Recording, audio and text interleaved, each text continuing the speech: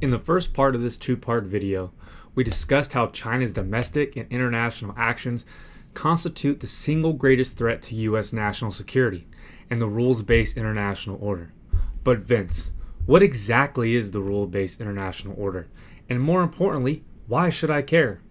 Stick around and I'll answer both of these questions to the best of my ability. But before we get into that, here is a quick disclaimer. Let's start with a quick explanation before I dive into the history and why all of this should matter to you. The rules-based international order is a system of international economic institutions, bilateral and regional security organizations, and liberal political norms and values that govern the globe.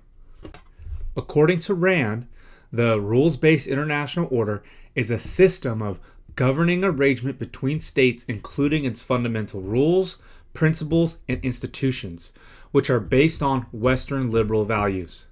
When I say Western liberal values, I mean our ideas of human rights, state sovereignty, and a democratic system that protects political and civil rights. For my American viewers, please do not get confused the word liberal with how it is used in American politics. On the global stage, the U.S. and its allies are liberal countries, but within our country we further divide the term between conservative and progressive, while the Conservative Party associates progressivism with liberal or the far left.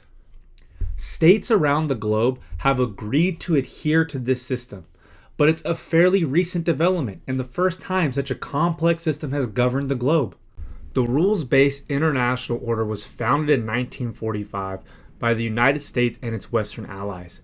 Prior to 1945, the international community could be best described as anarchic and dominated by states filled with nationalistic fervor who constantly waged devastating wars against one another in a bid to establish hegemony. Some of the most destructive examples include the Napoleonic Wars and the two World Wars. In 1945, the globe had just endured the catastrophe of World War II, where over 15 million people died from battle. 45 million civilians were killed in the crossfire, and another 25 million people were wounded. And this is according to conservative estimates. The U.S. and its allies were war-weary, tired of all the death and destruction caused by World War II, and believed that in order to prevent another tragedy, a new international order based on Western liberal values was required.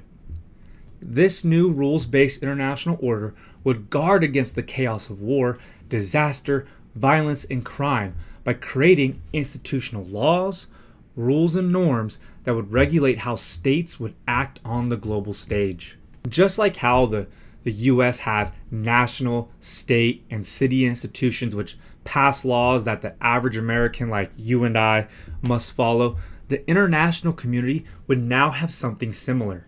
The U.S. and its allies sought to create rules and institutions that would govern economics, security, and good governance.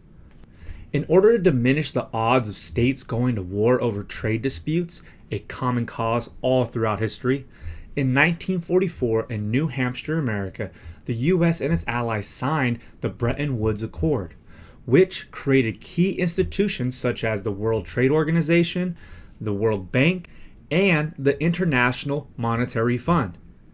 These bedrock institutions established a free and open economic system, or a capitalist system, which included mechanisms to resolve trade disputes before they led to conflict and war. Additionally, these institutions were established to immediately help and rebuild states that were devastated by World War II, provide poor nations with the resources and guidance needed for successful economic development, and to this day has drastically increased the global standards of living.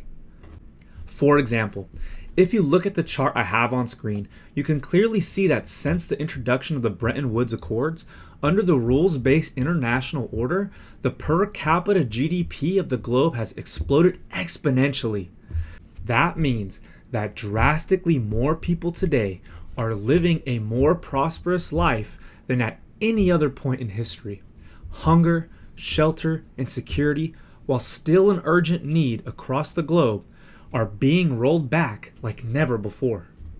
In 2001, after years of negotiation, China joined the World Trade Organization, or the WTO, and has been one of the largest economic beneficiaries of the rules-based international order in the Bretton Woods Accords. China has received substantial assistance from the Bretton Woods Accords in the form of loans, expert guidance and assistance, and favorable trade policies, which has enabled China to achieve an economic miracle of almost 800 million people being lifted out of poverty. Without the rules-based international order, China's economic miracle in such a short amount of time would have almost certainly been impossible.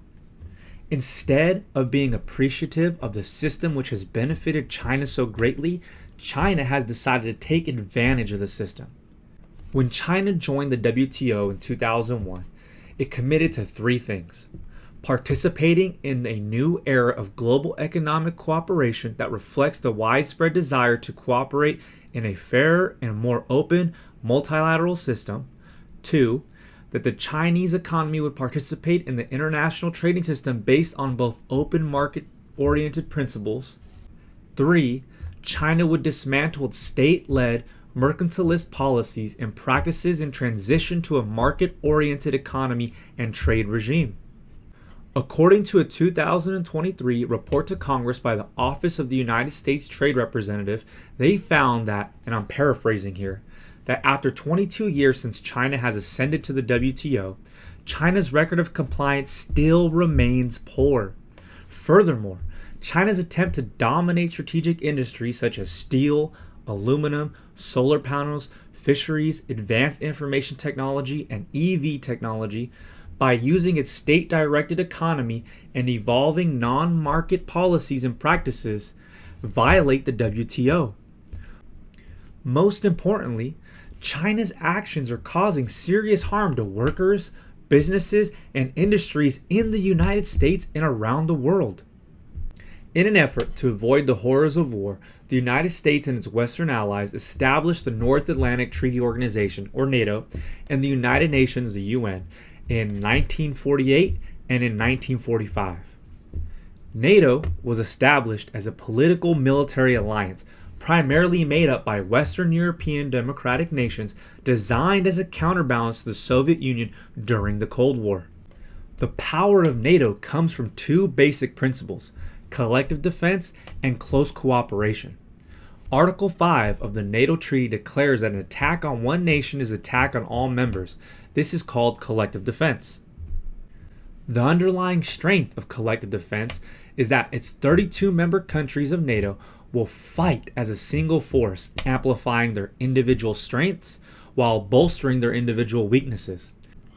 World War II has taught the US and its Western allies that a close-knit alliance that effectively coordinates its actions, shares intelligence, and burden shares material production will defeat any adversary on the battlefield. For 42 years, NATO's collective defense policy and its underlying principle of close coordination successfully deterred the Soviet Union from invading Europe and plunging the world into World War III, which would have likely been a nuclear affair. Today, NATO has even expanded to include former Soviet satellite states who have cast off the yoke of communism and implemented democratic reforms. For 33 years, NATO has deterred resurgent Russia from invading any NATO members, and for the most part, besides the ongoing war in Ukraine, has kept the continent and thus the globe relatively peaceful. Don't worry, I have a graph with numbers coming up soon. It is vital that we do not forget that both world wars began in Europe and eventually dragged the United States into the war, no matter how hard we tried to stay out of it. I'll talk more about US isolationism towards the end of this video.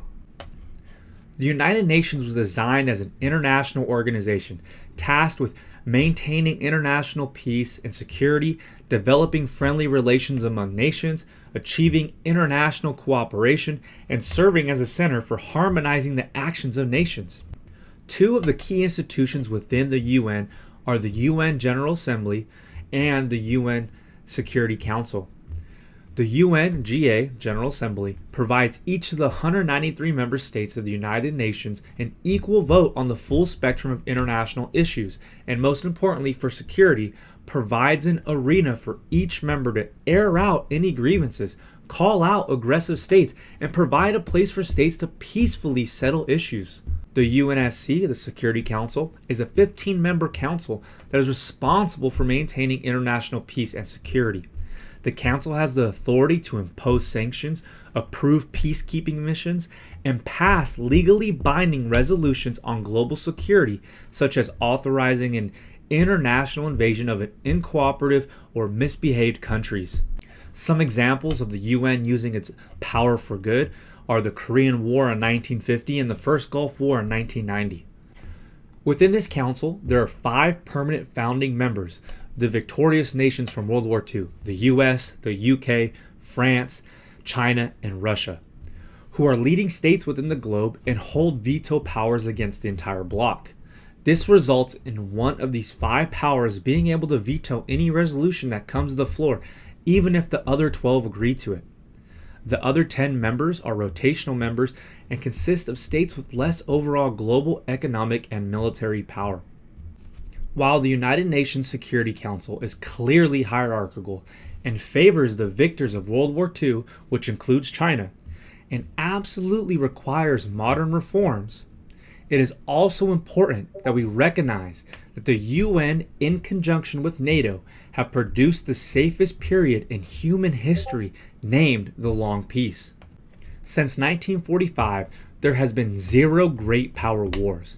As shown by the graph depicted, the percentage of people killed in armed conflict has drastically declined in the post-World War II era. Armed conflict killed an average of 1 to 2% of the human population from 1600 to 1945. During the Cold War, an average of 0.4% of the world's population perished due to war. Since the year 2000, less than 1/100th of 1% of people have died this way. While this graph does not include the 2 ongoing wars in the Ukraine and Israel, the conclusion is still the same. Great power war has not occurred since post-World War II, and less people by percentage of the total population are dying due to war. This is a great thing, an amazing time to be alive. Unfortunately, China's global ambitions and aggressive actions on the international stage threatens the long peace that so many people fought and died for during World War II to make it possible.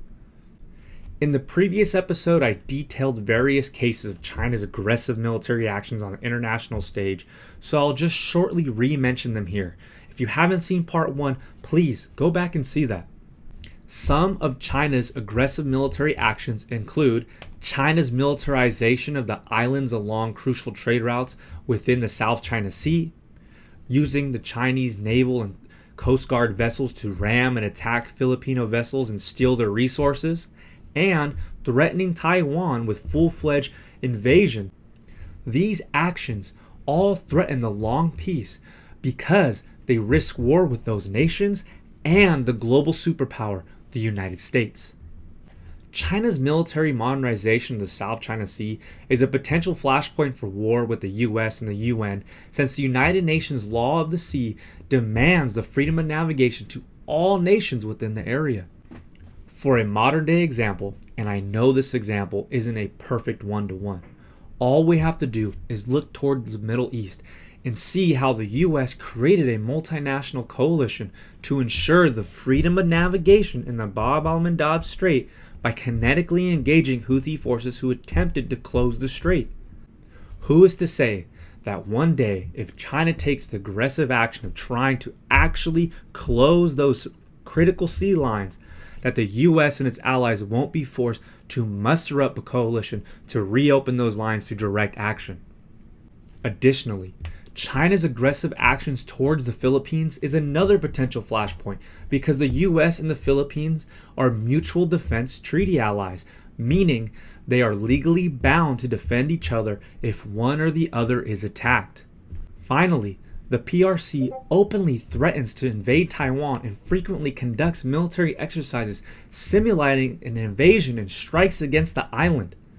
Again, these actions risk dragging the US into the war over the defense of Taiwan because of Taiwan's significant importance to US national security, something I'll cover in detail in a future video.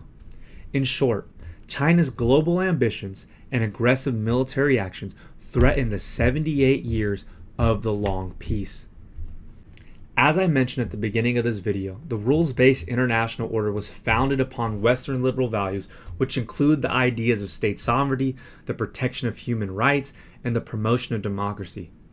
State sovereignty is the idea that all states have the fundamental right to determine their own future, free from force and coercion from larger, more powerful nations. We will come back to this idea in a second. Since the founding of the UN and the rules-based international order, and the US and its Western allies have been promoting these three ideas across the globe with great success. Again, looking at the graph on screen, we can see that at the end of World War II and decolonization, the number of democracies increased from 17 to 48 between 1945 and 1989. That number further skyrocketed at the end of the Cold War as countries formerly behind the Iron Curtain rushed to join the West. In the year 1900, there were 12 democracies in the world. Today, there are 96. The percentage of the world's population living under democratic governments has also increased from about 12% in 1900 to more than 55% as of 2017. While it would be dishonest of me to say that Western liberal values are the only reason for why the globe has seen such a massive improvement in peace and prosperity, what is irrefutable is that Western liberal values have been the foundational and critical guiding principles that have enabled success like the globe has never seen before. In the last video, I thoroughly discussed how China violates human rights and is deeply hostile to democracy. So if you haven't seen part 1, again, please go back and watch it. Additionally, China has radical and contrary views on state sovereignty.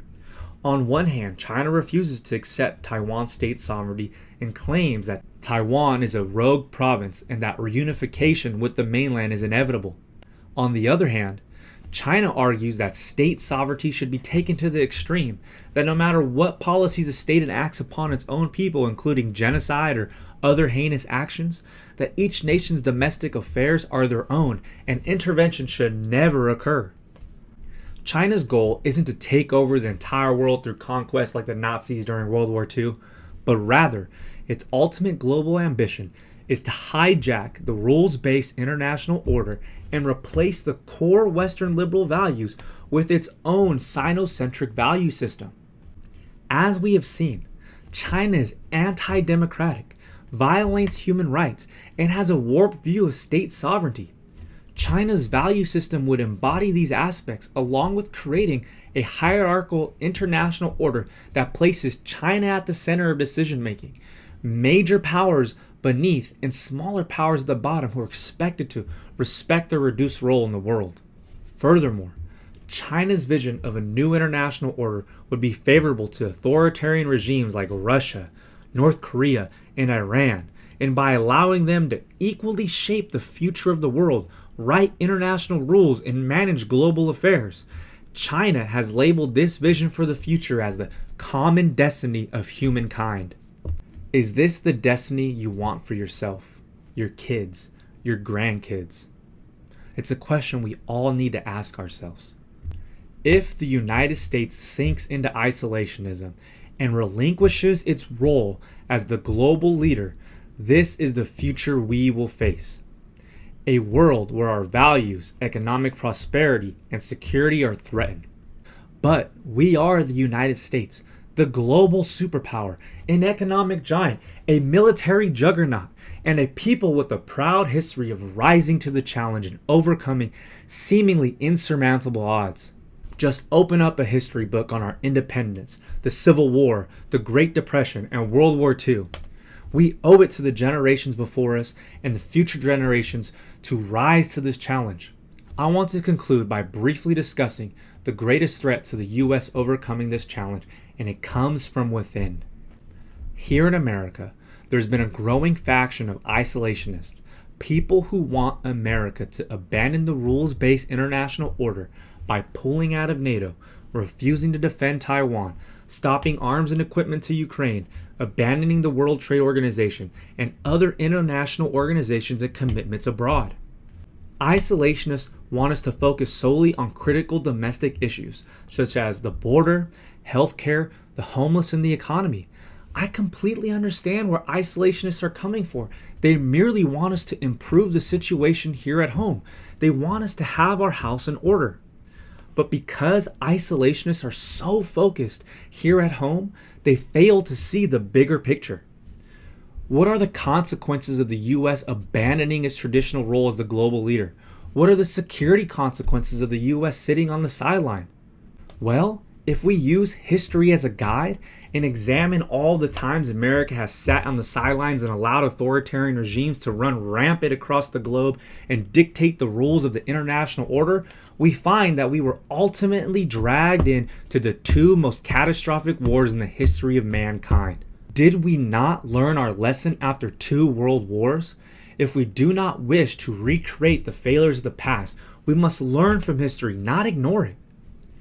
I will admit that the rules-based international order is not perfect, and it requires urgent reform, especially when it comes to the UN Security Council, the World Trade Organization, and the World Health Organization. But if we follow the ideas of isolationism, we'll be placing our future security and prosperity into the hands of those who wish to destroy it the most, the Chinese Communist Party. Therefore, the United States should utilize all of its power to maintain global hegemony in order to preserve the rules-based international order and should not cede its position to the Chinese Communist Party. In order to do that, we need citizens who understand the gravity of the threat, the importance of the rules-based international system, and will vote for politicians who will defend U.S. national security, defend the rules-based international order, and steer the U.S. away from hypocrisy in the eyes of our allies and the world. Thank you for joining me on another episode of Let's Talk China.